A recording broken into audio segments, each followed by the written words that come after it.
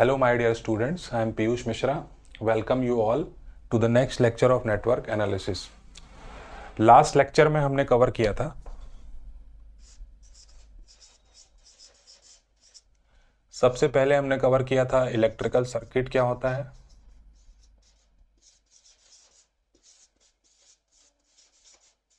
और हमने देखा था कि इलेक्ट्रिकल सर्किट के लिए क्लोज लूप की रिक्वायरमेंट है। करंट को रिटर्न पाथ चाहिए तो उसके लिए क्लोज लूप का होना जरूरी है। सेकंड, हमने basic quantities of electrical circuit में हमने कवर किया था चार्ज में हमने देखा था कि चार्ज की यूनिट क्या होती है, चार्ज की डेफिनेशन क्या होती है, चार्ज को कैलकुलेट करने के लिए हम फॉर्मूला के इस्तेमाल कैसे कर सकते हैं, और नंबर ऑफ इलेक्ट्रॉन्स का कैलकुलेशन कर सकते हैं, और इलेक्ट्रॉनिक चार्ज क्या होता है ये हमने देखा था। देन हमने कवर किया था करंट में हमने देखा था कि rate of change of charge जो होता है, करंट मींस इलेक्ट्रॉन में किसी भी कंडक्टर में इलेक्ट्रॉन का फ्लो होने से जो रेट ऑफ चेंज आता है चार्ज का, उसको हम बोलते हैं करंट की यूनिट हमने देखी थी और उसका फॉर्मूला देखा था, चार्ज से रिलेशनशिप देखा था उसका। तो यहाँ पे हम बात कर रहे हैं कि कंडक्टर में चार्ज के फ्लो होने से करंट प्रोड्यूस होता है। तो बात ये आती है कि कंडक्टर में चार्ज अपने आप तो फ्लो होगा नहीं, उसको कुछ एक्सटर्नल एनर्जी की रिक्वायरमेंट होगी या वर्क डन करना पड़ेगा जिसके वजह से करंट फ्लो होगा। तो उसी के बारे में हमारा नेक्स्ट टॉपिक है आज, दैट इज वोल्टेज। तो फर्स्ट पॉइंट जो होगा वोल्टेज के बारे में, to move the electron in a conductor in a particular direction we need some external electromotive force. हमको किसी पर्टिकुलर डायरेक्शन में इलेक्ट्रॉन को मूव करने के लिए किसी कंडक्टर में एक्सटर्नल इलेक्ट्रोमोटिव फोर्स की जरूरत पड़ेगी। तो वो जो एक्सटर्नल इलेक्ट्रोमोटिव फोर्स होगा वही हमारा क्या होगा, वोल्टेज। तो first point, to move the electron in a conductor in a particular direction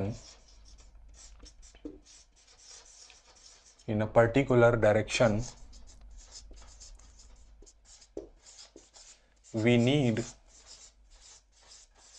some external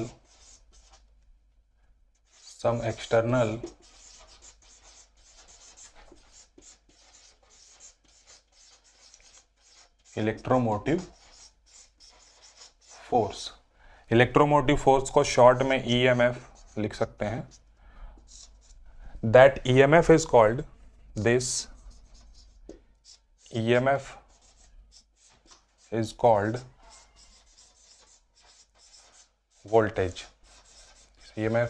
voltage और पोटेंशियल डिफरेंस। तो ये सारे इन सब नाम से हम इनको जानते हैं।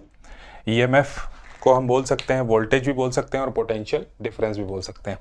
तो यहाँ पे वोल्टेज की एक फॉर्मल डेफिनेशन हो गई। इसको हम और क्लियर करने के लिए और इसके पिक्चर को क्लियर करने के लिए, सपोज हमारे पास दो पॉइंट्स हैं, पॉइंट A और पॉइंट B। अब यहाँ पे ये जो दो पॉइंट है इसके बीच में हमको वोल्टेज कैलकुलेट करना है, ठीक है। इन दोनों पॉइंट के बीच में हमको वोल्टेज का कैलकुलेशन करना है, ठीक है। सपोज इन दोनों के बीच का वोल्टेज हमने डिफाइन कर दिया VAB, ठीक है। अब यहाँ पे इस पर्टिकुलर हम बात कर रहे हैं कि टू मूव द इलेक्ट्रॉन मतलब जो भी चार्ज पार्टिकल होगा, ठीक है, कंडक्टर में, उसको हमको मूव करना है। तो सपोज इस पर्टिकुलर B पॉइंट पे एक 1 कूलम का चार्ज रखा हुआ है। 1 कूलम के चार्ज को हम यूनिट चार्ज बोलते हैं।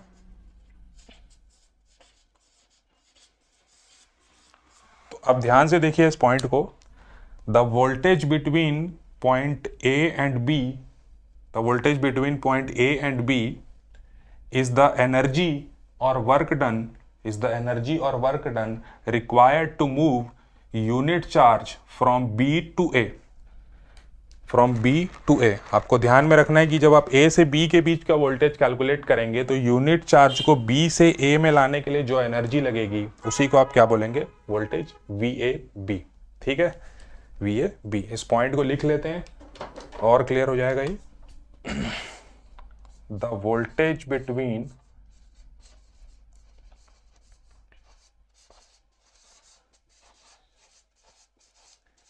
A and B is the work done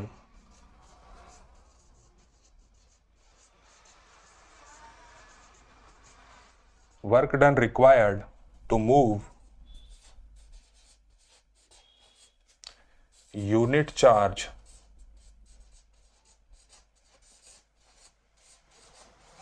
from B to A से बी के लिए हम B to A unit charge में जो हमको वर्क डन लगेगा उसको हम बोलेंगे वोल्टेज। ठीक है, जो एनर्जी रिक्वायरमेंट होगी उसको हम बोलेंगे वोल्टेज। तो ये हो गई इसकी डेफिनेशन और ये इसका मोर क्लियर पिक्चर हो गया। अब हम देखते हैं कि इसके मैथमेटिकल टर्म क्या होगा, मैथमेटिकल डेफिनेशन क्या होगी।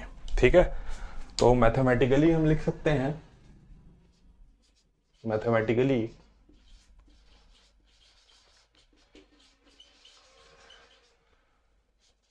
हम क्या कर रहे हैं, यहां पे हमको वर्क डन करना पड़ रहा है यूनिट चार्ज के रिस्पेक्ट में।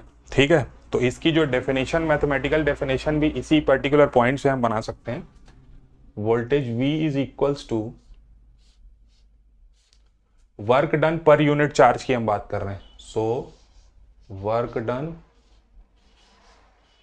पर यूनिट चार्ज। ठीक है, work done, rate of change of work with respect to charge. So this is the formal definition for voltage. ठीक है, dW आपका वर्क डन हो गया, dQ आपका चार्ज हो गया और V जो है आपका वोल्टेज हो गया। ठीक है, तो ये जो फॉर्मूला है,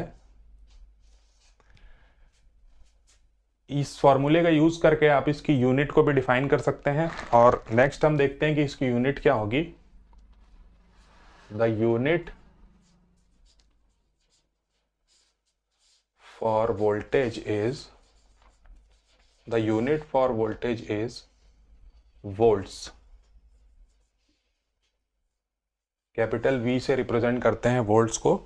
और इसकी देखो, ये इसकी जो यूनिट है इसको हम इससे रिलेट करके भी वोल्टेज की जो, वोल्ट्स की जो वैल्यू है इन टर्म्स ऑफ इसकी यूनिट में कैलकुलेट कर सकते हैं। तो यहाँ पे 1 volt is equals to, energy की यूनिट हमको मालूम है 1 जूल और चार्ज की यूनिट होती है coulomb. So 1 volt is equals to 1 joule per coulomb. तो ये 1 वोल्ट की डेफिनेशन भी यहाँ पे यूजिंग दिस फार्मूला हमने निकाल लिया। और वोल्ट्स जो इसका यूनिट जो है वो अलेक्जेंड्रो एंटोनियो वोल्टा, इन साइंटिस्ट के नाम पे रखा गया है, अलेक्जेंड्रो एंटोनियो वोल्टा के नाम पे। ठीक है, सो this is mathematical term, this is unit, relationship between unit. अब इसको नेक्स्ट हम देखते हैं कि सर्किट में वोल्टेज का रिप्रेजेंटेशन कैसा होगा। ठीक है, representation of voltage, representation of voltage.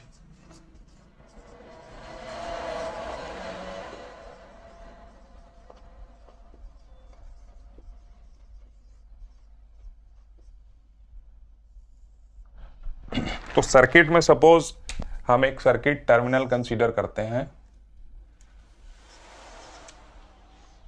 और ये कोई एलिमेंट है हमारे पास, कोई भी एलिमेंट हो सकता है, एलिमेंट ए, जिसके अक्रॉस ये हमारे पास वोल्टेज है।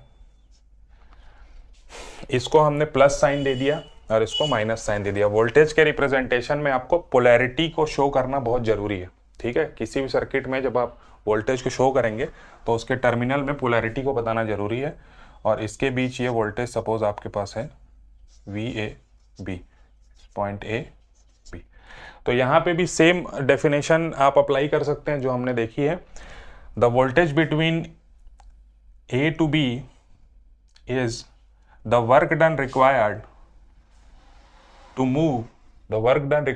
Move unit charge from minus this reference point जहां पे माइनस पोलैरिटी है टू दिस रेफरेंस पॉइंट जहां पे प्लस पोलैरिटी है, to this reference point to this reference point, मतलब माइनस से प्लस की तरफ जो वर्क डन हमको मिलेगा वो हमारा होगा वोल्टेज। मतलब वोल्टेज बिटवीन प्लस, यहाँ से प्लस से माइनस के बीच का आपको वोल्टेज चाहिए, तो आपको वर्क डन किधर से किधर देखना पड़ेगा, माइनस से लेके प्लस की तरफ। ठीक है, सो this is about representation of voltage. अब इसी चीज को, ये जो यहाँ पे VAB का वोल्टेज जो है, VAB का जो वोल्टेज है, इसको आप ऐसे भी लिख सकते हैं, VAB is equals to minus of VBA। Means अगर हमको A से B का कैलकुलेट करना है तो हम वर्क डन कैलकुलेट कर रहे हैं B से A की तरफ। ठीक है, और अगर हमको B से A के बीच में वर्क डन चाहिए, B से A के बीच का वोल्टेज चाहिए, तो हमें वर्क डन करना पड़ेगा प्लस से लेके माइनस की तरफ, मतलब A से B की तरफ। तो दोनों के बीच में जो साइन का डिफरेंस आएगा, VAB is equals to minus of VBA। ठीक है, अब इसी को आप और रिप्रेजेंटेशन को भी इसी तरीके से आप चेंज कर सकते हैं। सपोज हमारे पास एक वोल्टेज है 9 वोल्ट्स का, ये एक वोल्टेज है, ये 9 वोल्ट, यहाँ से आपने प्लस साइन दे दिया, यहाँ से माइनस साइन दे दिया। ठीक है, इसी को आप ऐसा भी लिख सकते हैं,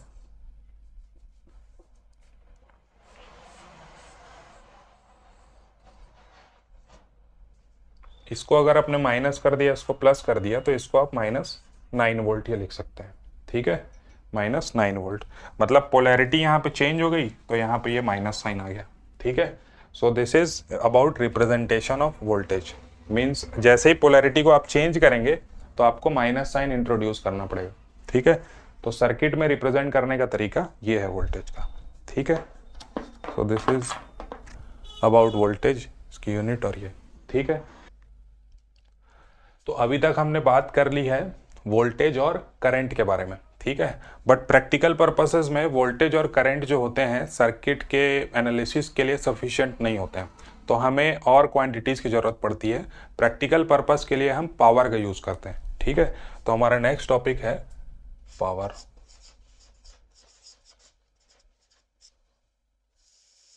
तो अगर फॉर्मल डेफिनेशन की बात करें पावर की, सो पावर जो होगा, power is time rate of change of expanding और एब्जॉर्बिंग एनर्जी। ठीक है, किसी भी सर्किट में power is time rate of change of expanding और एब्जॉर्बिंग एनर्जी। पावर इज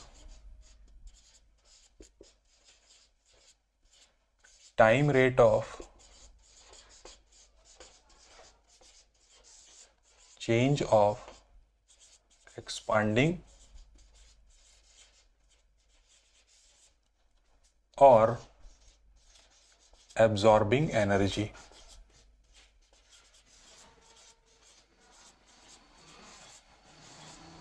ठीक है, एनर्जी में जो एक्सपांशन होगा या एब्जॉर्ब कर होगा एनर्जी, उसके रेट ऑफ चेंज को हम बोलेंगे पावर।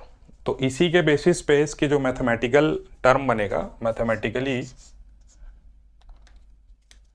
मैथमेटिकली हम लिख सकते हैं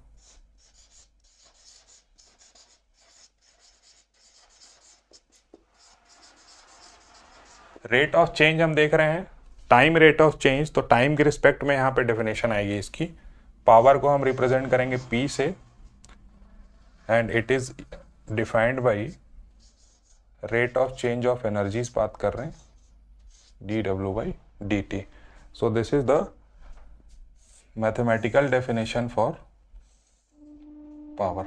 ठीक है, टाइम रेट ऑफ चेंज के रिस्पेक्ट में ये मैथमेटिकल डेफिनेशन हो गई। अब इसकी यूनिट देखते हैं। The unit for power is, unit for power is what. W से रिप्रेजेंट करते हैं। पावर की जो यूनिट होती है वो क्या होती है, वॉट। अब सेम चीज जो हम लोग ने करते आ रहे हैं, हमारा जो सीक्वेंस है, अब इस फॉर्मूले का यूज करके हम वॉट के लिए रिलेशन निकाल लेंगे कि 1 वॉट का जो होता है रिलेशन वो एनर्जी के साथ क्या होता है। So 1 watt is equals to 1 joule per second, ठीक है, टाइम की यूनिट यहाँ पे second. So this is the relationship between watt and joules, ठीक है। अब ये इसके बीच में रिलेशन हो गया। अब इस फॉर्मूले, यहाँ पे जो हमारे पास फॉर्मूला है, फॉर्मूला इसको इक्वेशन नंबर 1 अगर नाम दे दें, तो इस इक्वेशन का यूज करके आप और थोड़ा सा पावर के लिए मॉडिफाइड इक्वेशन कैलकुलेट कर सकते हैं। तो देखते हैं क्या इसमें इक्वेशन नंबर 1 का मॉडिफिकेशन करते हैं। P इक्वल्स टू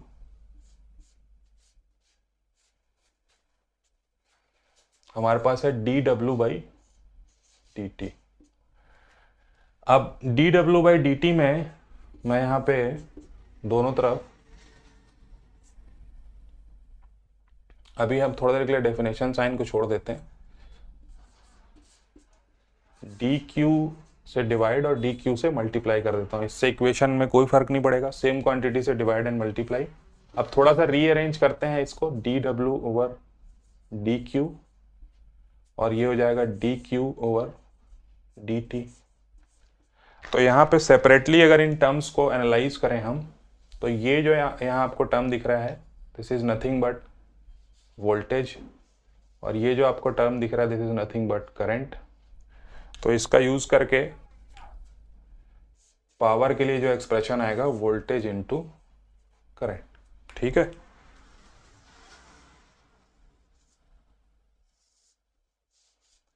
तो पावर का जो रिलेशन है इन टर्म्स ऑफ वोल्टेज और करंट भी आप कैलकुलेट कर सकते हैं यूजिंग दिस फॉर्मूला।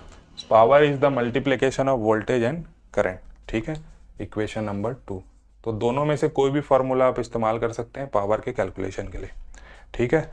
अब यहाँ पे हमने एक चीज़ यहाँ पे डेफिनेशन में देखी है कि power is the time rate of change of expanding और एब्जॉर्बिंग एनर्जी। मीन्स टाइम के रिस्पेक्ट में जो रेट ऑफ चेंज आएगा एनर्जी का, तो एनर्जी या तो कम होगी या तो ज़्यादा होगी टाइम के साथ, या तो वो बढ़ेगी या घटेगी। तो उसके बेसिस पे पावर में हमारे पास कुछ साइन आएगा।